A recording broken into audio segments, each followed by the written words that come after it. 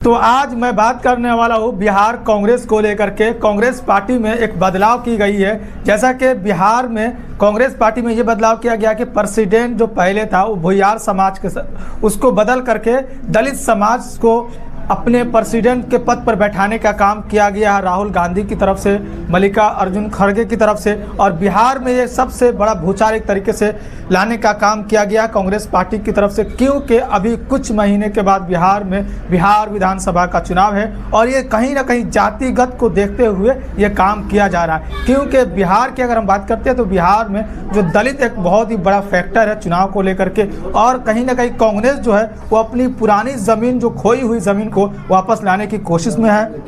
और राहुल गांधी हमेशा दलित को लेकर के बयान देते रहते हैं, वह चाहे वो चुनावी भाषण हो या कहीं भी अपने कार्यकर्ता सम्मेलन करते हैं तो वो दलितों को लेकर के और संविधान को अपने हाथों में लेकर के हर जगह वो जाते हुए नजर आते हैं। दूसरी तरफ अगर हम बात करते हैं तो पार्टी की जो कमान है वो एक नौजवानों के हाथ में देने का काम कांग्रेस पार्टी के जो आला कमान है उनकी तरफ से किया जा रहा है। और एक तरफ कन्हैया कुमार को पद यात्रा करके बिहार के अलग अलग जगहों पर उनकी तरफ से जाने का काम किया जा रहा है। जैसा कि रोज़गार देने को लेकर के कन्हैया कुमार की तरफ से उनको फील्ड में उतारने का काम पार्टी की तरफ से किया गया। दूसरी तरफ से दलितों को साधने के लिए, दलितों को अपने पक्ष में लाने के लिए दलित समाज से प्रेसिडेंट बनाया गया। तो अगर दलित और मुस्लिम कांग्रेस पार्टी के खाते में अगर आ सकती, क्योंकि माना जाता है कि दलित जो है पहले कांग्रेस पार्टी का कोर वोटर माना जाता था, लेकिन जब से 10-15 साल से अगर बात करते हैं तो वो कहीं ना कहीं एनडीए की तरफ शिफ्ट होता हुआ नज़र आ रहा है अलग अलग राज्यों के भीतर। इसी को देखते हुए बिहार में अगले कुछ 5 से 6 महीने के भीतर बिहार विधानसभा का चुनाव है। ये सारी चुनाव को लेकर के काम किया जा रहा है। बिहार के जो चुनाव प्रभारी है उनको भी बदलने का काम किया गया, बिहार का जो अध्यक्ष है उनको बदलने का काम किया गया और कन्हैया कुमार को दिल्ली से बिहार में शिफ्ट कर दिया गया। तो दूसरी तरफ ये है कि कहीं ना कहीं आरजेडी से बगावत तो करने पर राहुल गांधी उतरने वाले नहीं है, क्योंकि कन्हैया कुमार को लेकर के तेजस्वी यादव हमेशा रुख साफ नहीं कर पाते। जब भी उनसे सवाल किया जाता है कन्हैया कुमार को लेकर के तो वो कुछ ना कुछ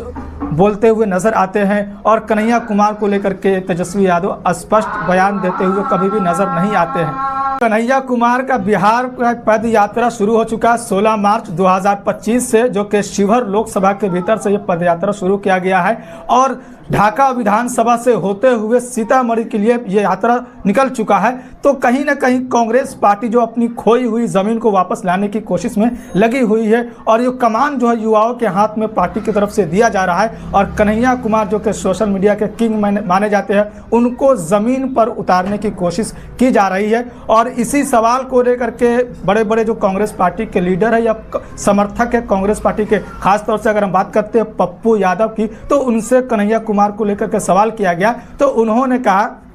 कि ज़मीन पर उतरने के लिए मास लीडर का होना बहुत ही ज़रूरी है। कहीं ना कहीं कन्हैया कुमार जो है वो मास लीडर के तौर पर उनको नहीं देखा जाता है, क्योंकि जब ज़मीन पर आप उतरते हैं, लोगों से मिलते हैं, तो मास लीडर का होना ज़रूरी है। लोगों के बीच में आपकी पकड़ जो है बहुत ही ज़रूरी हो जाता है कि कैसे आप लोगों से बात करते हैं और लोग आपको कितना तवज्जो देते हैं। तो ये कन्हैया कुमार को लेकर के पप्पू यादव की तरफ से कहा गया है। और दूसरी बात यह है कि कन्हैया कुमार जो कि कांग्रेस को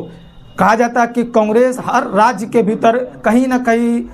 2 नंबर, 3 नंबर, 4 नंबर की पार्टी के तौर पर देखा जाता है और किसी न किसी पार्टी के पीछे चलता हुआ कांग्रेस पार्टी नज़र आता है। अगर बिहार की बात करते हैं तो राष्ट्रीय जनता दल के पीछे चलता हुआ पार्टी के नेता और पार्टी नज़र आती है। तो कहीं ना कहीं कांग्रेस अपने आप से उभरने की कोशिश कर रही है और कांग्रेस पार्टी जो फिलहाल अभी बात करते हैं बिहार के भीतर बहुत ही दयनीय स्थिति पार्टी की है। और जिस तरीके से कांग्रेस के अध्यक्ष को बदलने का काम किया गया और प्रभारी को बदलने का काम किया गया और दूसरी तरफ कन्हैया कुमार को एक बहुत ही अहम जिम्मेदारी दी गई है बिहार के भीतर। जिस तरीके से राहुल गांधी ने यात्रा किया था, भारत जोड़ो यात्रा, जिससे पार्टी को बहुत ही ज़्यादा फायदा मिला। 2024 लोकसभा के चुनाव में